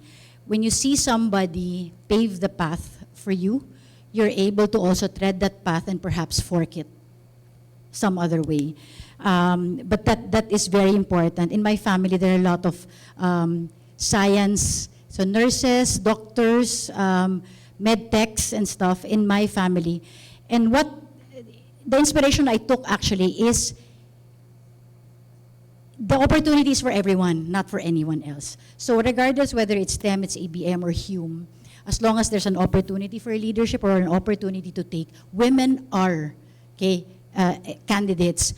Particularly for STEM, I would say, and I'm not so sure if it's some resource that we can probably tap, is before they actually enter senior high school, have the mentoring there already so that they get some sort of counseling or pushing them, because you see the potential. Somebody who has more experience or can take a step back can really provide coaching and advice to those entering as an SHS strand, no?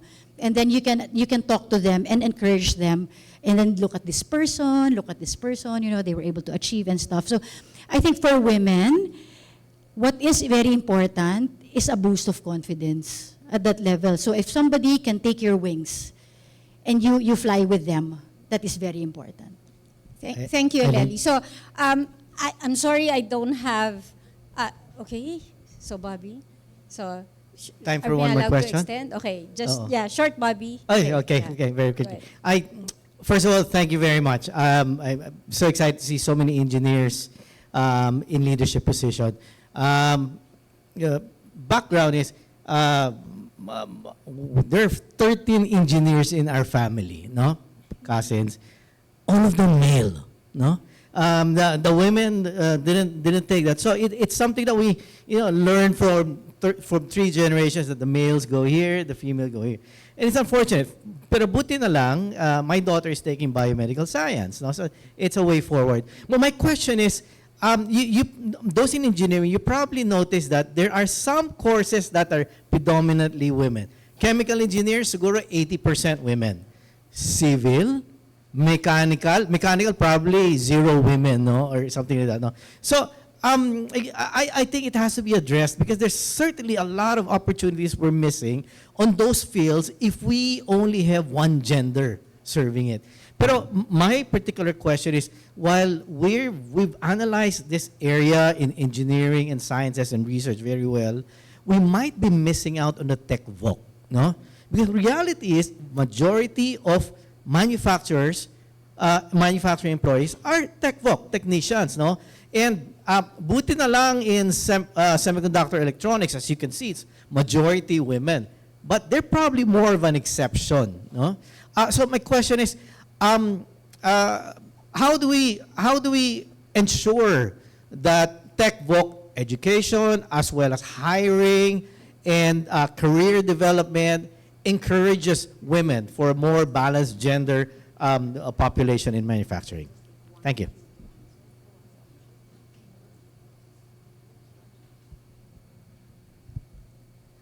Okay, tech voc. Inevitably, when you say tech voc, I always think of people in maintenance. Okay, maintenance, at least in Unilab Pharma. So maintenance. Maybe because of perception also, right? Because when you think about it, why are there skews in the engineering fields that women enroll in? Ano yan before we never did know that there were so many engineering fields available. So when you tick your box, what do you want to take? Diba? In my case, I really wanted to take chemistry or medicine. But then I said, I didn't want to be stuck up in a lab. And I wanted to do something more. I wanted to be in a bigger ecosystem. That's why I took up chemical engineering. But when I went into school, I knew there were more types of engineering. There was industrial, mechanical, geodetic, metallurgical. And these are equally interesting, except that they're not so popular, right? That's why maybe people who are in senior high school or approaching senior high school don't know about those. Because they're not tangible. They can't reach it. They can't understand it. To them, it's abstract. Okay. Tech voc, I think tech voc is important because it provides an opportunity for those who really can't afford to finish the full course, right?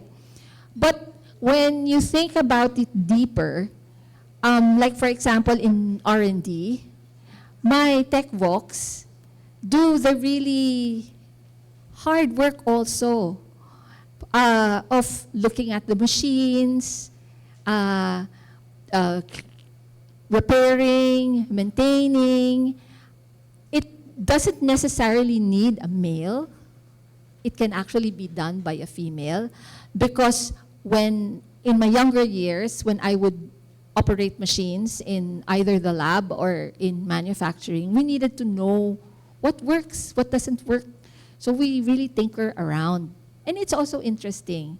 So Tech Voc is an interesting area. It provides opportunity for those who can't actually finish the 5-year course of engineering, as long as you provide them with enough education and training to be able to execute the job when they're there.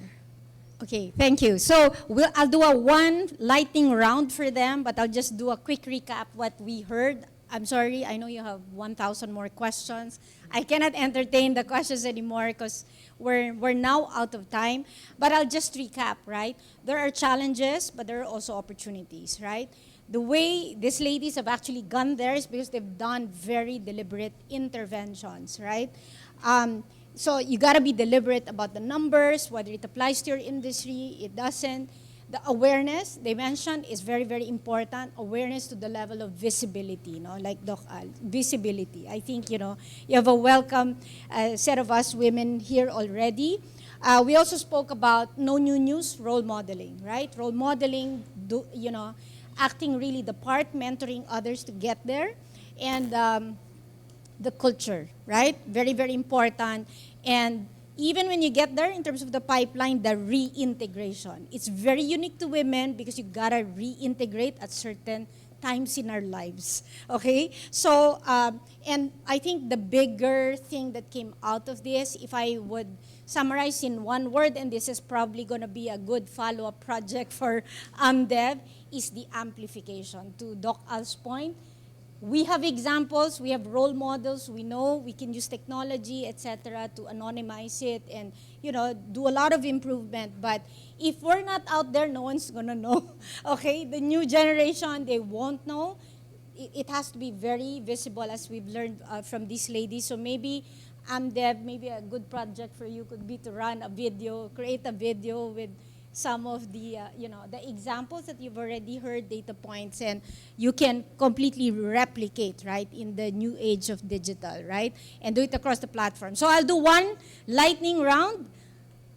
I've warned them on this, okay? I'm gonna ask one question, right? It could be one word.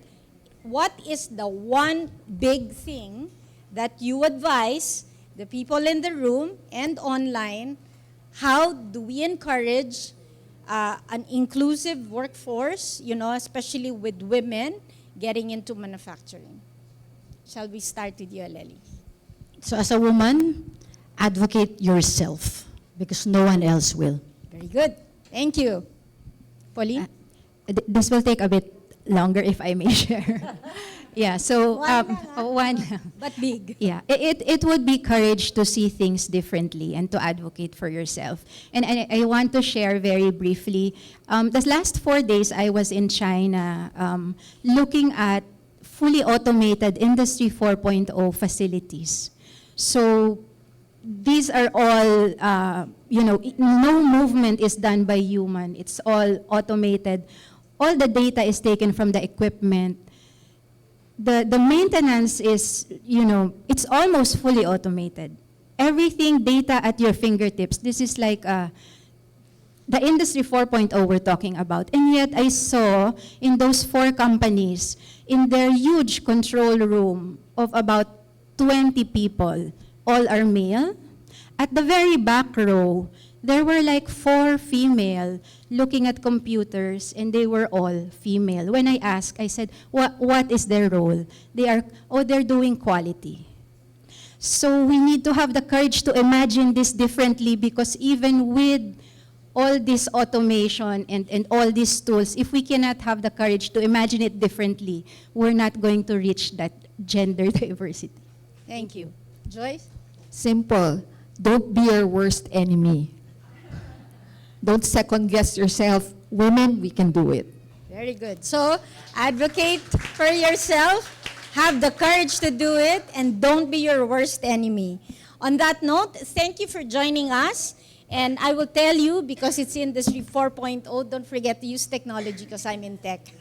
If you want to learn AI, it does not know gender, okay? And it knows how to take out unconscious bias. So thank you and have a good rest of the afternoon. I leave it to Dan to close. Thank you, Aleli, Pauline, and Joyce. Thank you so much, Eileen, Aleli, Pauline, and Engineer Joy. So I won't say anything anymore. Eileen already summarized it perfectly. Okay. All right. Okay, so to close the session, this afternoon session, I'd like to call up in front Dr. Lachika, the Chief of Party of AMDev.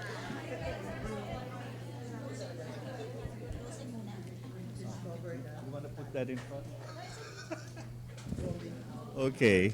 At the risk of being redundant, let me just, Al, at the risk of being redundant, let me just recognize our distinguished guests, Rebecca Eubanks, Acting Mission Director, Michelle Chan, Director of the Office of Education, of course, Henry Grahida, Agreement Officer, and our friends from Unilab, Claire Papa, okay, and also let's see, Joyce, okay. I'd also recognize our speakers, powerful set of women, right? Give them a hand. Industry, from government, and also from academe. Of course, from MBC, Risa, thank you for gracing the occasion. Bobby and Coco, there's Coco, and Sasa, and our PMT staff, and MBC staff, give them a big hand, please, for putting this together. And also our distinguished guests. Just wanted to comment on a few things. First of all, about discrimination. I guess when I came back as an expat in '96 with a joint venture, the joint venture, I won't mention the country, but the joint venture partners, I was looking for an EA, right? And I was wondering why all this EA folks' resumes that I got were all young women. I said, well, that's good, but I went to HR. I want more experienced women because this is an EA function. And the partner, HR said, no, you cannot hire because they have to be young. I said, excuse my French, BS. I'm looking for experienced people. So I hired the very experienced people. And the other person, I should say, a female executive assistant. And then just to make sure that we're all aware, we contribute to the gender inequality in a sense. The electronics industry has 80% of its workforce as women. And there's a reason for that. The dexterity, the flexibility, the patience, the quality consciousness, that's why we have 80%. So we kind of skewed the statistics that way, right? And then some of you may ask, what's next? So we heard statistics about 50%, 60% in middle management. Well, let me share this with you. In the United States, my daughter works as a senior vice president with Citibank in Manhattan, and they just hired a female CEO, Jane Frazier. The NASDAQ, head of NASDAQ, Adina Friedman. In fact, she was a guest at the Consumer Electronics Show where we were in. GM, General Motors, Mary Barra. Advanced Micro Devices, Lisa Su. CVs, Karen Lina. Okay. Oracle, Safra Katz. They're all women. Closer to home, you've met Risa, okay?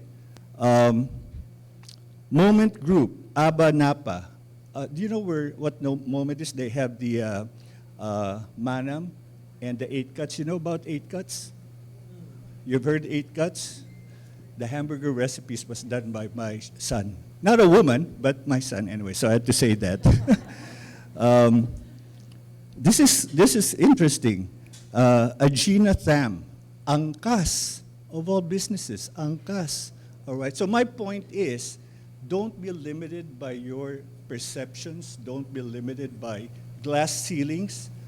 Women, I know my woman is behind my strength. In fact, she's my boss at home. She's my CFO, right? And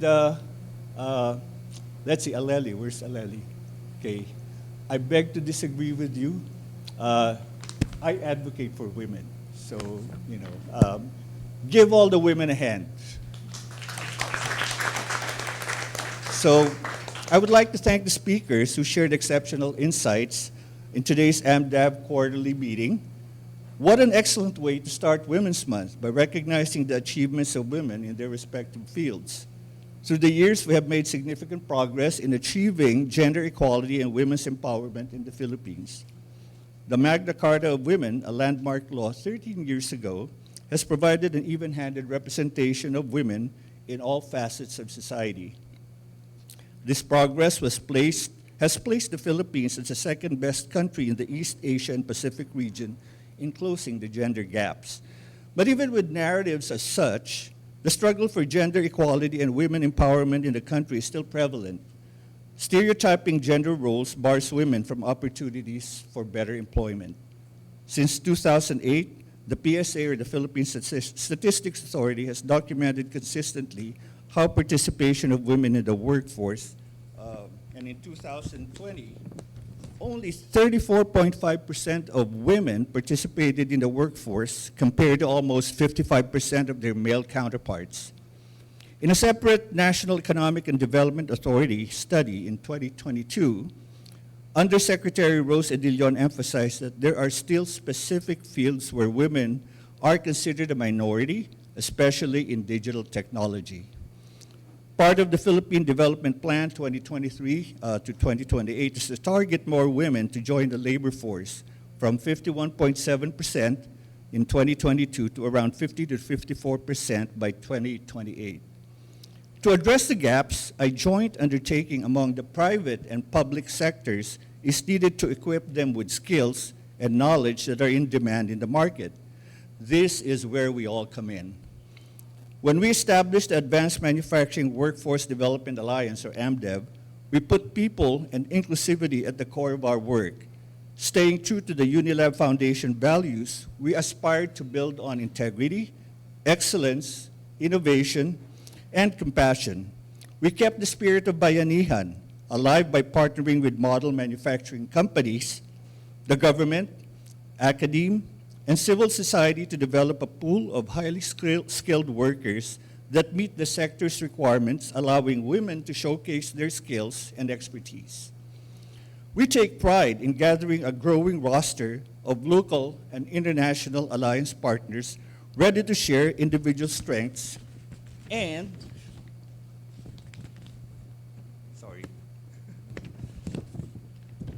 carry on a collective effort to achieve a common good, improving business goals and providing better jobs for everyone. Through this whole-of-community approach, we have trained more than 800 Filipinos, 313 of whom are women, across all its 14 manufacturing-related training programs. The Alliance believes that the future is not just about machines and robots controlling the world. It's about the Filipino workforce, particularly women, trailblazing a skilled and future-ready environment for the manufacturing industry. With the unwavering support of United States Agency for International Development, USAID, and our alliance partners, our industry-led design has created more enabling spaces for Filipinos to thrive and contribute to national development. Through this discussion, I hope we will realize that we are in a unique position to drive the conversation and influence policies, prioritizing lifelong learning, equity, and advancing opportunities for women. Thank you for your presence and have a good day. Thank you so much. So Sir Dan, before we end the session, can you please have like a quick group photo again with our guests, our speakers, Rebecca, Michelle, our panelists as well. So everyone from tables 1 and 2, can you please come up stage for a quick photo? Riza also? Yes, of course. Sir Dan? Yeah. I thought all women knew that. No, it's okay. We're inclusive. We're inclusive. Dr. Gadi, as a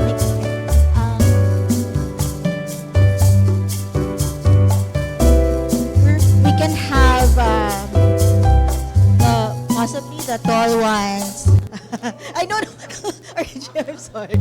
No, the tall ones on stage, and then or the.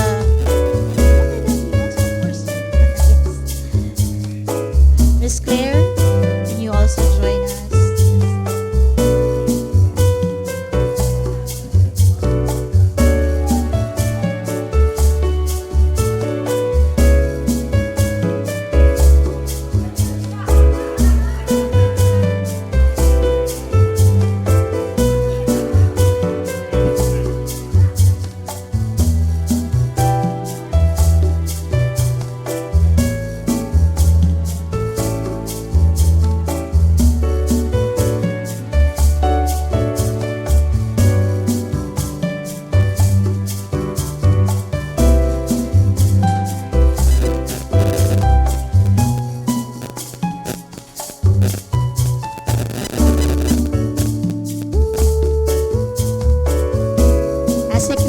One more, can we also ask you to join?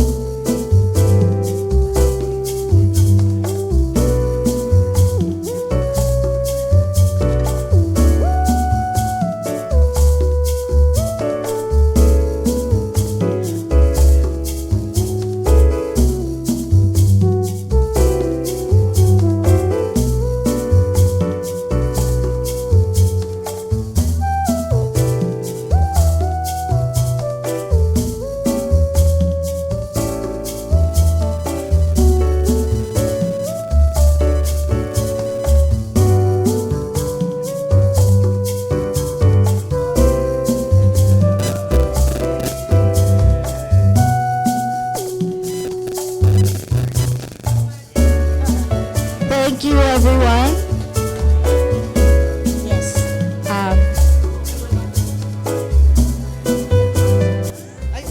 Okay. Okay. Thank you again, everyone. Once again, on behalf of USAID, Unilab Foundation, and the whole AMDev Alliance, thank you for attending the second AMDev quarterly meeting. Stay up to date on AMDev events, activities, and initiatives by following us on social media. Thank you very much, and have a nice day.